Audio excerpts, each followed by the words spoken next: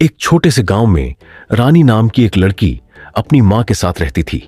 उसके पिता का कुछ साल पहले देहांत हो गया था और तब से ही घर का सारा बोझ उसकी मां पर आ गया था। रानी अपनी मां का हाथ बटाने के लिए गांव के घरों में सफाई का काम करती थी। दिवाली के कुछ दिन पहले गांव में बड़े धूमधाम से दुर्गा पूजा मनाई जा रही थी। हर जगह रोशनी और सजावट थी, लेकिन रानी का घर अंधेरे में डूबा था। उसका सपना था कि वो भी अपनी मां के साथ मंदिर जाकर मां दुर्गा की पूजा करे, पर उसके पास अच्छे कपड़े तक नहीं थे।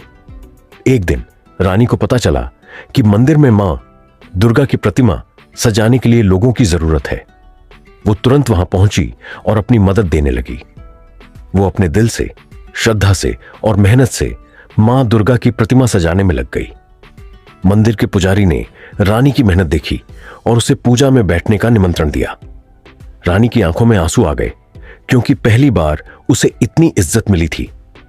उसी रात जब सब लोग सो रहे थे, रानी मंदिर में मां दुर्गा के चरणों में बैठी थी। उसने अपने दिल की सारी बातें मां से कह दी, अपने दुख, अपनी इच्छाएं और अपने सपने। उसके आंसुओं से मां की प्रतिमा के चरण धुल गए।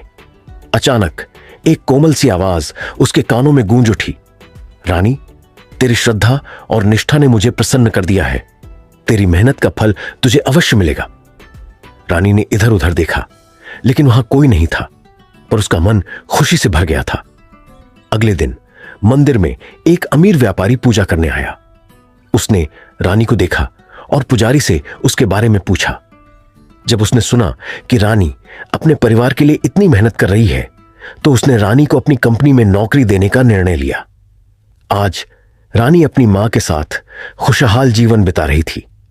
उसने अपनी मेहनत और लगन से एक अच्छा घर बनाया और अपने सारे सपनों को पूरा किया। उसने हमेशा मां दुर्गा का आशीर्वाद अपने साथ महसूस किया।